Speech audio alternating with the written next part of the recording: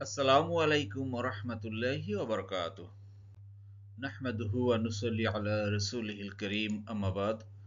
আউযু বিল্লাহি মিনাশ শাইতানির রাজীম। বিসমিল্লাহির রাহমানির রাহিম। রব্বি ইশরাহ লি সাদরি ওয়া ইয়াসসির লি আমরি ওয়াহলুল উকদাতাম মিন লিসানি ইয়াফকাহু কওলি। রব্বি জিদনি ইলমা। আলহামদুলিল্লাহ সুম্মা আলহামদুলিল্লাহ। প্রিয় মোহতারাম, চলুন আজকে ক্লাস শুরু করার পূর্বে আয়াতের সরল অর্থ এক নজর দেখি। আজকে আলোচনা করব সূরা আস-সাফফাত। প্রিয় মোহতারাম, আজকে থেকে শুরু হচ্ছে সূরা আস-সাফফাত। সরল অর্থ হলো কসম সারিবদ্ধ ফেরেশতাদের। প্রিয় মোহতারাম, দূরের কাছের দেশে বিদেশে নতুন পুরাতন ভাই বোনরা যারা ক্লাসে জয়েন করেছেন সবাইকে অশেষ ধন্যবাদ, শুকরান, জাযাকুমুল্লাহ খায়রান। নতুন নতুন ভাই বোনরা যারা জয়েন করেছেন আন্তরিক মোবারকবাদ। আপনারা অবশ্যই আমাদের ডিসক্রিপশন বক্সের পিছনে ক্লাসগুলো লিঙ্ক দেওয়া আছে, সেগুলো দেখুন আর নিয়মিত চোখ রাখুন। নিয়মিত ক্লাস আপলোড হচ্ছে, এভাবে ইনশাআল্লাহ গোটা কোরআনকে বুঝে পড়তে পারবো। আমাদের একটাই টার্গেট, আমরা গোটা কোরআন বুঝে পারবো ইনশাআল্লাহ। প্রিয় মোহতারাম, চলুন আজকে শুরু করি। আজকে আমরা ইনশাআল্লাহ আলোচনা করব সূরা আস-সাফফাত থেকে। প্রিয় মোহতারাম, আপনারা জানেন যে সূরা ফাতিরের পরে সূরা ইয়াসিন। অলরেডি সূরা ইয়াসিন আমাদের আপলোড করা আছে। আপনারা যারা ইতিপূর্বে অবশ্যই অনেকে দেখেছেন, আর যারা দেখেননি এখনো, সেই সূরা ইয়াসিন সার্চ দিয়ে আপনারা দেখতে পারেন। কোরআন এইস সূরা ইয়াসিন লিখে সার্চুন, পাবেন। এর পরবর্তী যে সূরাটি সূরা আস-সাফফাত, আজকে সেখান থেকে আমরা শুরু করছি। চলুন শুরু করি। বিসমিল্লাহির রহমানির রহিম। ওয়াস-সাফফাতি সফা। আসলে সফা কথার অর্থ হচ্ছে সারিবদ্ধ, রোজ বা লাইন, কাতারবন্দি। আল্লাহ সুবহানাহু ওয়া তাআলা এই ওয়া দ্বারা কসম খেয়ে, ওয়া মানে শপথ। ওয়ার অর্থ আপনারা জানেন যে ওয়া মানে এবং, ওয়া মানে আর, বা ওয়া মানে শপথ হতে ব্যবহার করা হয়। ঠিক আছে? তো আল্লাহ সেই কসম খাচ্ছেন, শপথ করে বলতেছেন সেই সারিবদ্ধ ব্যাপারে। এখানে আল্লাহ আসমানে হাজার হাজার লক্ষ লক্ষ কোটি কোটি সেই ফেরেশতারা যারা কাতারবন্দী হয়ে আছেন, সারিবদ্ধভাবে আছেন, তাদেরকে ইন্ডিকেট করে আল্লাহ এখানে কসম খেয়ে আমাদের অ্যাটেনশন ড্র করতেছেন, যে পরবর্তী আয়াতগুলোতে আল্লাহ যেগুলো বলবেন যাতে আমরা মনোযোগ দিয়ে শুনি, যে সারিবদ্ধভাবে। ঠিক আছে? আশা করি বুঝতে পেরেছেন। জি।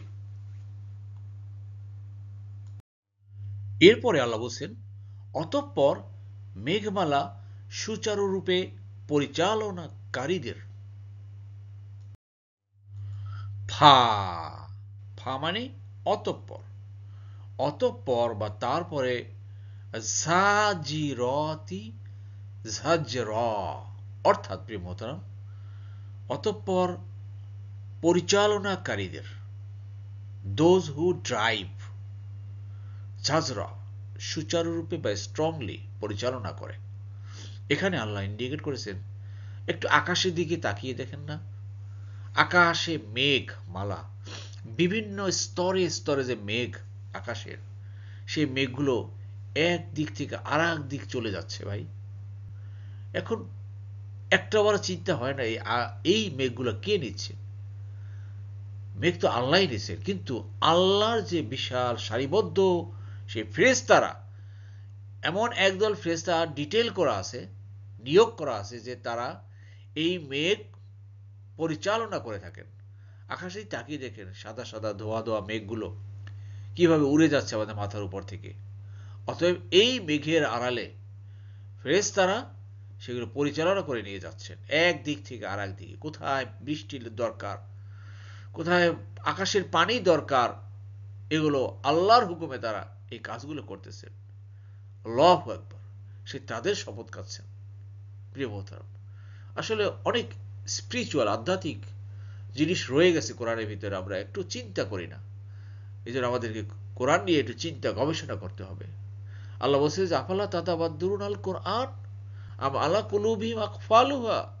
তোমরা কোরআন নিয়ে কি একটু চিন্তা গবেষণা করবে না, নাকি তোমাদের অন্তরে তালা মেরেছ?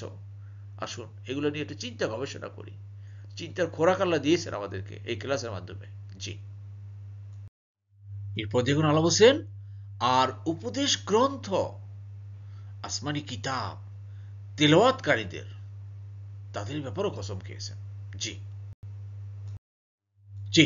শব্দে শব্দ দেখুন। ফা অতঃপর বা আর, আত্তালিয়াতি যিকরা, তালিয়াত মানে তেলাওয়াতকারীদের।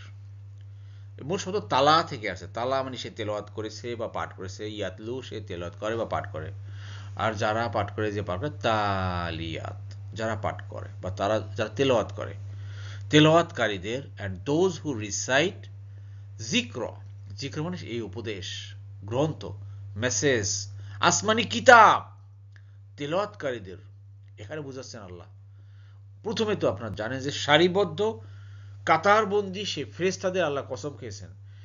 সেই ফেরেশতাদের ধারাবাহিকতায় একদল ফেরেশতা তারা মেঘমালা পরিচালনা করতেছেন আসমানে, আর এক সারিবদ্ধ ফেরেশতারা তারা আসমানি কিতাব তেলাওয়াত করতেছেন, পাঠ করতেছেন, সার্বক্ষণিক তারা তাসবিহ করতেছেন, আল্লাহর জিকির করতেছেন আর তেলাওয়াত করতেছেন তার এই কোরআন, এই আসমানি কিতাব। প্রিয় মোহতারাম, আমরা কি করব না? আমরা কি অধ্যয়ন করব না, বুঝবো না এই কোরআন? সেই ফেরেশতারা সার্বক্ষণিক করতেছে ভাই। আমরা কতক্ষণ করতেছি দিনের 24 ঘন্টার ভিতরে? কতটা সময়? মাত্র একটা দুটো ক্লাস আমরা এগুলো করি বা পড়ি, তাতে আমরা একদম হয়রান হয়ে যাই। মানে অনেক কিছু করেছি ভাই, কিছুই করিনি। অনেক সময় দিতে হবে। আল্লাহর নূর পেতে হলে অনেক সময় দিতে হবে ভাই। আসুন আমরা বোঝার চেষ্টা করি। এত কিছু কসম খাওয়ার উদ্দেশ্য কিন্তু সামনে অনেক রয়ে গেছে। আল্লাহ অনেক গুরুত্বপূর্ণ কথা বলবেন সামনে। আসুন আমরা বোঝার চেষ্টা করি। জি,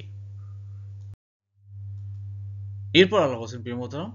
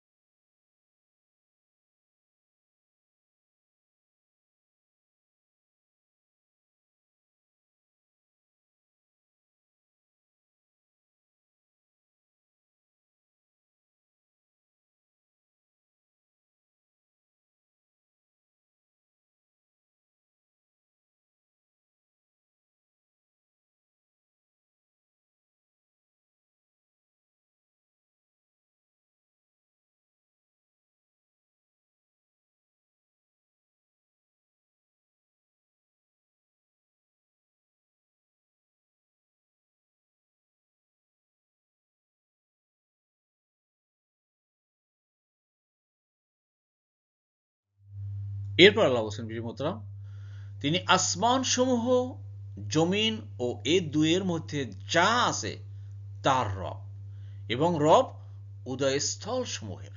জি, শব্দ শব্দ দেখুন।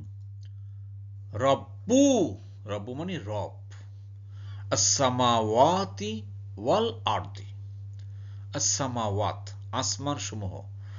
সামা যদি হতো সিঙ্গুলার তাহলে এক আসমান হতো, আর যেহেতু ওয়াত তা প্লুরাল চিহ্ন, অতএব আসমান সমূহ, 7 আসমান। ওয়াল আর্থ, এবং এই জমিন পৃথিবী। ওমা, এবং যা কিছু আছে বাইনা হুমা, এই দুইয়ের মাঝখানে, অর্থাৎ আসমান এবং জমিনের এই মাঝামাঝি যে স্পেস আছে, এই মাঝামাঝি যে স্পেস ফাঁকা জায়গা আছে, এই দুইয়ের মধ্যে যা কিছু আছে ভাই, সবকিছুর রব। রব মানে কি ভাই? সাস্টেইনার, লালন পালনকারী যাকে বলা হয়। আমাদের পিতামাতা আমাদের রব, আমাদের সাস্টেইনার। আল্লাহ সুবহানাহু ওয়া তাআলা রব হলেন যেই রব, তার নাম হলো চাইতে না চাইতে যিনি বান্দার যাবতীয় প্রয়োজন মিটিয়ে থাকেন, তার নামই হলো রব। আগামীকালকে আপনার জন্য কতটুকু অক্সিজেন দরকার, কত লিটার পানির দরকার, আপনি আমি কেউ জানি না, কেউ কিন্তু বরাদ্দ করিনি আল্লাহর কাছে, কিন্তু আল্লাহ আপনার জন্য বরাদ্দ করে রেখেছেন।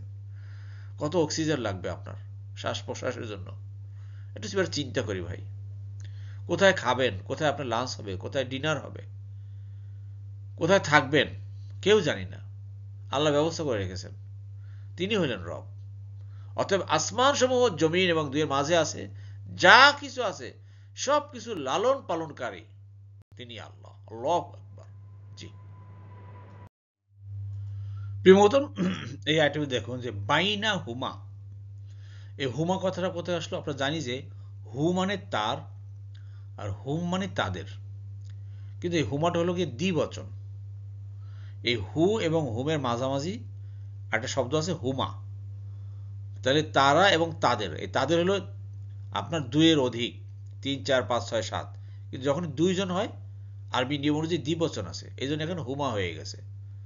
হু, হুমা, হুম। জি, আশা করি বুঝতে পেরেছেন।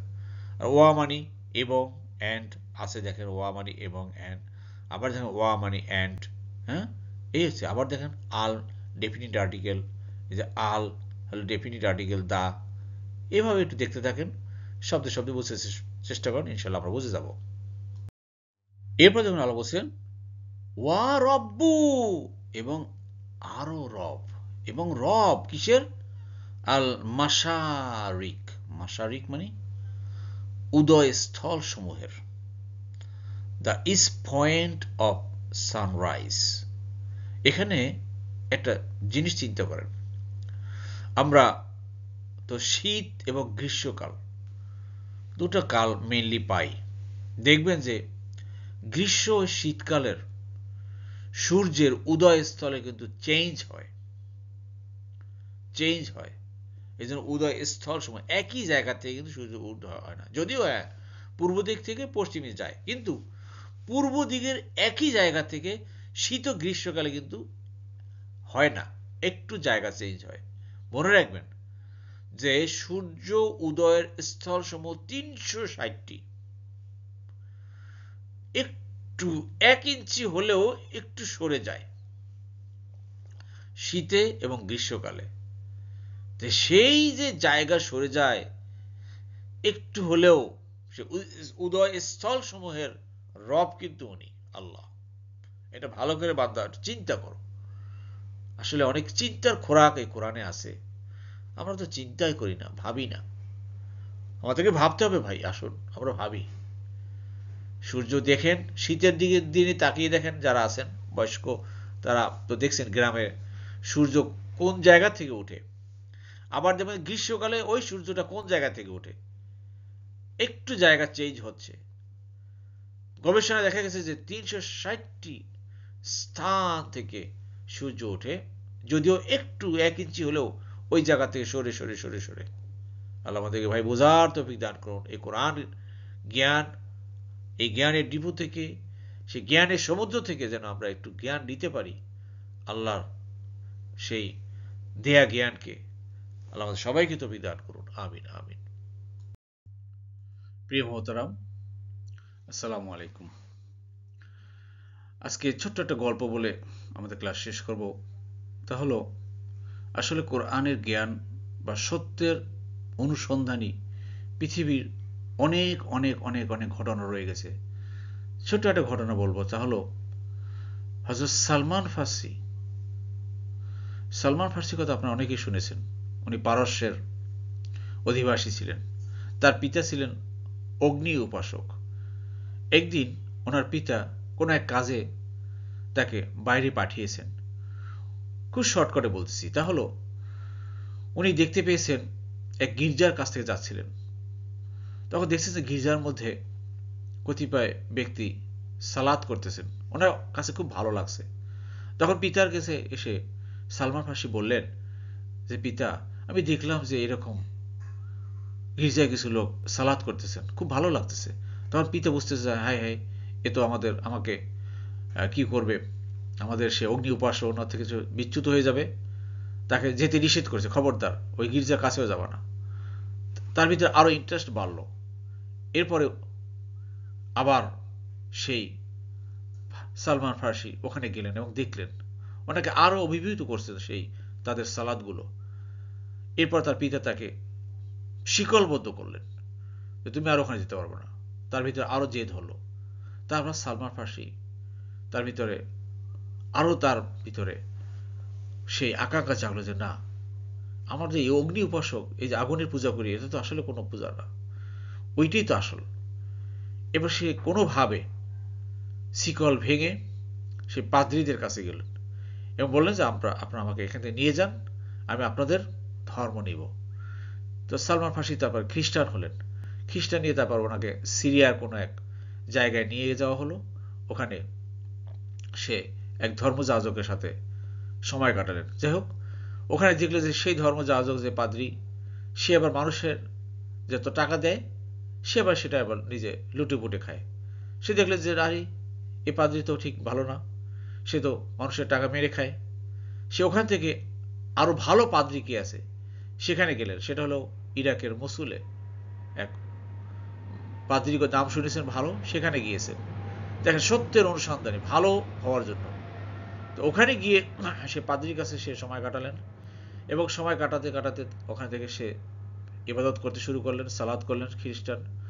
তখন তাকে জিজ্ঞেস করলেন যে আপনার সাথে আর ভালো কোন পাদ্রী আছে? তখন উনি বলেন যে আসলে আমার জানা মতে আমি এরকম আর দেখি না, তবে তোমাকে একটা মেসেজ দিতে পারি যে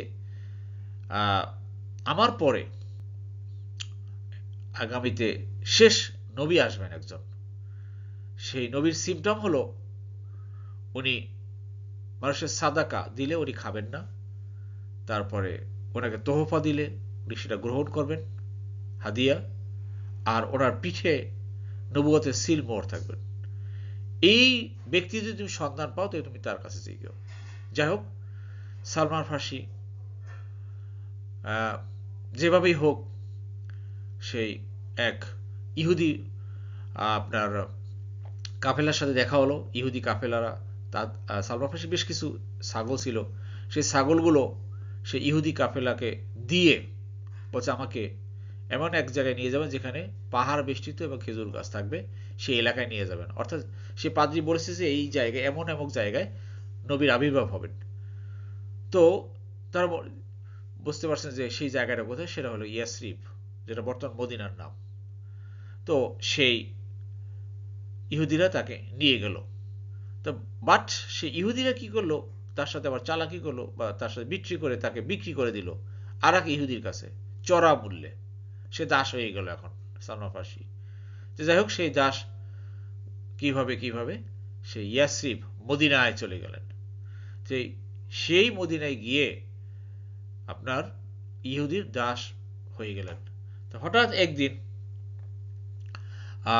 ইহুদিরা কানাকানি করতেছিল যে নবী নাকি আসতেছে, মক্কা থেকে এক নবী আসতেছে। তখন সালমান ফার্সি এক খেজুর গাছের উপরে ছিলেন, উনি ওখান থেকে ধাপাস করে নিচে নামলেন। তো জিজ্ঞেস করলেন, তাই নাকি নবী আসতেছেন? কোথায়? যে কুবায় নাকি নবী আসছেন। তারপরে সালমান ফার্সি ওখানে গেলেন। অবশ্য বাইদিসটা সেই ইহুদি তাকে চর মারলেন, এই তুমি এসব চুপ করে থাকো, এগুলো নিয়ে তোমার দরকার নেই জানার। তারপরে সেই সালমান ফার্সি সেই কুবায় গেলেন, গিয়ে নবীকে দেখলেন, রাসূলুল্লাহ সাল্লাল্লাহু আলাইহি সাল্লামকে। এখন ওনার ভিতরে কিউরিসিটি যে আসলে সে সত্য নবী কিনা। উনি কিছু খেজুর নিয়ে গিয়েছিলেন, খেজুর নিয়ে তাকে দিলেন যে এইটা আপনাদের সাদকা নিয়ে আসছি, রাসূলুল্লাহ সাল্লাল্লাহু আলাইহি ওয়াসাল্লাম বলছে, ঠিক আছে সাদগা আনছো, বেশ ভালো কথা, তুমি ওই যে সামনে গরিব লোকরা আছে তাদেরকে বিলিয়ে দাও। দেখেন রাসূলুল্লাহ সাল্লাল্লাহু আলাইহি ওয়াসাল্লাম সাদগা নেননি। ব্যাস, উনি একটা প্রমাণ পেলেন। দ্বিতীয়, আবার যখন রাসূলুল্লাহ সাল্লাল্লাহু আলাইহি ওয়াসাল্লাম মসজিদে নববীতে এসেছেন, তো নববীতে আসার পরে উনি আবার কিছু খেজুর নিয়ে গেলেন, নিয়ে গিয়ে বলে যে এই খেজুরগুলো আপনার জন্য উপহার স্বরূপ নিয়ে আসছি, তোহফা, হাদিয়া। ও তাই নাকি, ঠিক আছে দাও দাও। ওখান থেকে রাসূলুল্লাহ সাল্লাল্লাহু আলাইহি ওয়াসাল্লাম একটা খেজুর নিয়ে খেলেন, অর্থাৎ তিনি উপহার দিলে উনি নেন। ব্যাস, উনি দুটা পেলেন। এরপরে তৃতীয় যে তার পরীক্ষাটা সেটা হলো তার পিঠে যে দুই মেরুদণ্ডের মাঝখানে যে নবুয়তের সিল মারা, সেটা উনি দেখতে চাচ্ছেন। তো রাসূলুল্লাহ সাল্লাল্লাহু আলাইহি ওয়াসাল্লাম একবার কোন এক সাহাবা একরাম ইন্তেকাল করেছেন, সেটা জান্নাতুল বাকিতে দাফন করা হবে। সবার সাথে সাথে রাসূলুল্লাহ সাল্লাল্লাহু আলাইহি ওয়াসাল্লাম গেলেন। তখন ওই সালমান ফার্সি সেও পিছনে পিছনে হেঁটে হেঁটে যাচ্ছেন। দেখেননি কোনোভাবে রাসূলুল্লাহ সাল্লাল্লাহু আলাইহি ওয়াসাল্লাম পিঠের চাদরটা সরে গিয়ে তার নবুয়তের সিল দেখা যায়। সে কতক্ষণ সামনে যায়, কতক্ষণ পিছনে যায়, সামনে যায় পিছনে যায়। এরপরে হঠাৎ করে রাসূলুল্লাহ সাল্লাল্লাহু আলাইহি ওয়াসাল্লাম বুঝতে পেরেছেন তিনি তো নবী, তার কাছে মেসেজ এসছে যে একজন তো তোমাকে দেখতে চাচ্ছে, তুমি দেখিয়ে দাও। তো রাসূলুল্লাহ সাল্লাল্লাহু আলাইহি ওয়াসাল্লাম তার পিঠের চাদরটা একটু সরিয়ে দিয়েছেন। তখনই উনি সে পিঠের সিলমোহর নবুয়তের দেখতে পেলেন, যে সিলমোহরটা ছিল একটা কবুতরের ডিমের মতো এই সাইজের। উনি দেখি সাথে সাথে রাসূলুল্লাহ সাল্লাল্লাহু আলাইহি ওয়াসাল্লাম জড়িয়ে ধরে ওখানে চুমা খেলেন। চুমা খেয়ে ওনার জীবনের সেই ইতিবৃত্তান্ত সব বর্ণনা করেন। আমি অগ্নি উপাসক, সেই ইরানের ছিলাম, সত্যের সন্ধানের জন্য আমি প্রথমে খ্রিস্টান হয়েছি, খ্রিস্টান হয়ে তারপরে এভাবে এভাবে এভাবে দাস হয়েছি, এবার আমি এখানে এসেছি, আমাকে আমার এই অবস্থা। তখন রাসূলুল্লাহ সাল্লাল্লাহু আলাইহি ওয়াসাল্লাম, তোমরা কে আসো তোমাদের এই ভাইকে দাস মুক্ত করবা? উনি রাসূলুল্লাহ সাল্লাল্লাহু আলাইহি ওয়াসাল্লাম হাতে বায়াত নিলেন, শাহাদাত পাঠ করলেন, মুসলমান হয়ে গেলেন সালমান ফার্সি। তো ৩০০ খেজুর গাছ এর বিনিময়ে সেই দাসকে মুক্ত করা হলো। বিভিন্ন সাহাবা একরামরা কেউ ১টা ১০টা ৫টা এভাবে খেজুর গাছ দিয়ে তাকে মুক্ত করা হয়, এবং আরো ৪০ গ্রাম স্বর্ণ, যেটা রাসূলুল্লাহ সাল্লাল্লাহু আলাইহি ওয়াসাল্লাম কোনো এক যুদ্ধে পেয়েছিলেন, সেটা বলছে যাও এটা নিয়ে যাও, এটা মেপে তুমি আজাদ হয়ে আসো। দেখছি ৪০ গ্রামই আছে, ব্যাস চলে আসে। এরপর রাসূলুল্লাহ সাল্লাল্লাহু আলাইহি ওয়াসাল্লামের যত যুদ্ধ হয়েছে সকল যুদ্ধে অংশগ্রহণ করেছেন এই সালমান ফার্সি।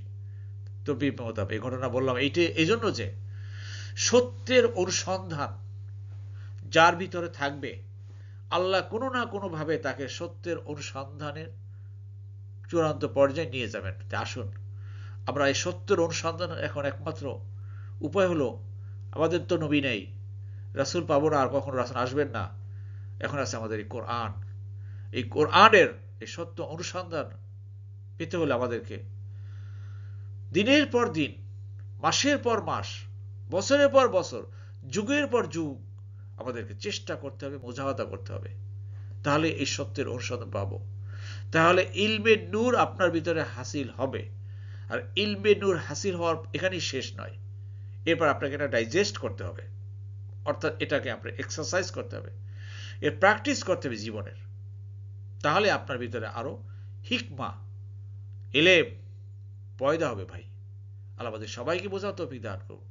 আর যেই জিনিসটা আপনাকে হাসিল করার জন্য যে ৩টা জিনিস দরকার মনে রাখবেন, ৩টে হলো, ১ নম্বর হলো বিনয়, হাম্বল হতে হবে এই কোরআনের কাছে আসতে এলে। ২ নম্বর হলো সবর, ধৈর্য, পেশেন্স। আর ৩ নম্বর হলো সফর, আপনাকে সফরও করতে হবে, তাহলেই ইলমে নূর আপনার ভিতরে পয়দা হবে। সফর, পৃথিবীতে যত জ্ঞানীরা, ইসলামিক স্কলাররা, মনীষী যত দেখবেন, হাদিস বিশারদরা সবাই সফর করেছে, অনেক দূরে দূরে দূরে দূরে গিয়ে গিয়ে গিয়ে তারা জ্ঞান অন্বেষণ করেছেন। আসলে এই যুগে আল্লাহ সুবহানাহু ওয়া তাআলা আমাদেরকে যেই ইলেকট্রনিক্স মিডিয়া যে প্ল্যাটফর্ম তৈরি করে দিয়েছেন, এর মাধ্যমে আমরা চেষ্টা করি, সাথে সাথে আমরা সফরেরও চেষ্টা করি। যাই হোক প্রিয় মোহতারাম, একটা জিনিস মনে রাখবেন যে জ্ঞান ও ভান্ডার হলো এই কোরআন। এর থেকে জ্ঞান আহরণ করতে হলে আমাদেরকে একটু ছোট হতে হবে, নিচু হতে হবে। যেমন মনে করেন দুটো গ্লাস আছে, একটা গ্লাস থেকে যদি আরেকটা গ্লাসে পানি ঢালেন, একটা ভরা গ্লাস থেকে একটা খালি গ্লাসে যদি পানি ঢালেন, তাহলে ভরা গ্লাসটা কোথায় রাখবেন? উপরে, আর খালি গ্লাসটা থাকবে নিচে। তো ভরা গ্লাসটা উপর থেকে যখন নিচে পানি ঢালবেন, তখন সেই পানি নিতে পারবে। কিন্তু ভরা গ্লাসের উপরে যদি আপনি খালি গ্লাসটা রাখেন, তাহলে কিন্তু পানি যাবে না। তাই আসুন আমরা বিনয় হই এবং সেই অনুযায়ী আল্লাহর এই কোরআনের কাছে আমরা সারেন্ডার করি এবং চেষ্টা মুজাহাদা করি, ধৈর্য ধারণ করি আর সফর করি। যাই হোক প্রিয় মোহতারাম, আসুন আমাদের এই কোরআন এইস একাডেমি নামে যেই অনলাইন অফলাইনের ক্লাসটা চালু করে দিয়েছেন আল্লাহ সুবহানাহু ওয়া তাআলা, আমাদের এই কোরআন বোঝার পথকে আরো সহজ করে দিয়েছেন। আসুন এই একাডেমিতে আমরা যারা ঢাকা শহরে আছি, আমরা সফর করি, সরাসরি জয়েন করি। ইনশাল্লাহ আল্লাহ এর মাধ্যমে আমাদেরকে অনেক প্রভূত জ্ঞান দিবেন। আর যারা ঢাকার বাইরে আছি, অফলাইনে জুম ক্লাসে জয়েন করি। এরপরেও আমি বলবো আপনারা যারা পারেন, তৌফিক আছে, যদি পারেন মাসে অন্তত একবার একটা শুক্রবার শনিবারে ঢাকায় আসেন, এখানে সামনাসামনি আলোচনা শোনেন, আমরা সাক্ষাৎ করেন, দেখবেন আল্লাহ আমাদের জ্ঞানের মাত্রা আরও বৃদ্ধি করবেন। মাসে পারেন একবার হোক, বা 2 মাসে বা 3 মাস অন্তর, অথবা 6 মাস অন্তর হলেও আপনারা এই একাডেমিতে একটিবার হলেও আপনারা এখানে আসুন, সফর করুন ভাই। তাহলে কিন্তু আপনার আমার এই সফরের যে খরচ, এগুলো সব আল্লাহর পথে সদগায়ে জারিয়া হয়ে যাবে। আপনার ব্যক্তিগত সময়, এগুলো সদগায়ে জারিয়া হয়ে যাবে। প্রভূত কল্যাণ আমি লাভ করতে পারবো। এই জন্য আসুন আমরা বোঝার চেষ্টা করি কোরআনকে। এছাড়া প্রিয় মতো আপনাদের আগাম একটা খবর দিয়ে রাখি, তা হলো আগামী ইনশাআল্লাহ জানুয়ারি মাসে আমাদের আবার সেই কোরআন এইস ইসলামিক সম্মেলন অনুষ্ঠিত হবে। আমাদের কোরআনের 2য় খণ্ড ইনশাআল্লাহ প্রকাশ পাবে। আপনারা যারা পারবেন তারা প্রস্তুতি নেন, চলে আসবেন। আমরা অচিরেই শীঘ্রই আমরা একটা ফর্ম ছাড়ব, অনলাইন ফর্ম, সেটা আপনারা ফিল আপ করবেন। আপনার পরিবারের কতজন আসবেন, ইনশাআল্লাহ বন্ধু বান্ধব ফ্যামিলি সহ চলে আসেন। এভাবে ইসলামিক সম্মেলনের মাধ্যমে আমরা আস্তে আস্তে আমাদের এই কাজকে আরও বেগবান করার চেষ্টা করবো ইনশাআল্লাহ। আল্লাহ আমাদের সবাইকে তৌফিক দান করুক। যারা অনলাইন অফলাইনে জয়েন করতে চান, তারা এই নিম্ন মোবাইল নম্বরে যোগাযোগ করুন। এছাড়া প্রিয় মোহতারাম, আমি জুম ক্লাসের লিঙ্ক দিয়ে দিচ্ছি আপনাদের আজকে ডিসক্রিপশন বক্সে, আপনারা দেখুন এবং জুমে জয়েন করুন। এরপর আমরা ধারাবাহিকভাবে এরপর আমরা কীভাবে ক্লাসগুলো অর্গানাইজ করা যায়, সকালে হোক, বিকালে হোক, রাতে হোক, আমরা আরও চেষ্টা করবো যাতে করে আরও ক্লাসগুলো করার জন্য। আল্লাহ সবাইকে তৌফিক দান করুন। আমিন আমিন। আলহামদুলিল্লাহ, আপনাদের প্রিয় মোদাম, কুরআন বুঝে পড়ুন, জীবন আলোকিত করুন। সুবহানাকা আল্লাহুম্মা বিহামদিকা আশহাদু আল্লা ইলাহা ইল্লা আনতা আস্তাগফিরুকা ওয়া আতুবু ইলাইহি। লা হাওলা ওয়ালা কুওয়াতা ইল্লা বিল্লাহ। আসসালামু আলাইকুম ওয়া রাহমাতুল্লাহি ওয়া বারাকাতুহু।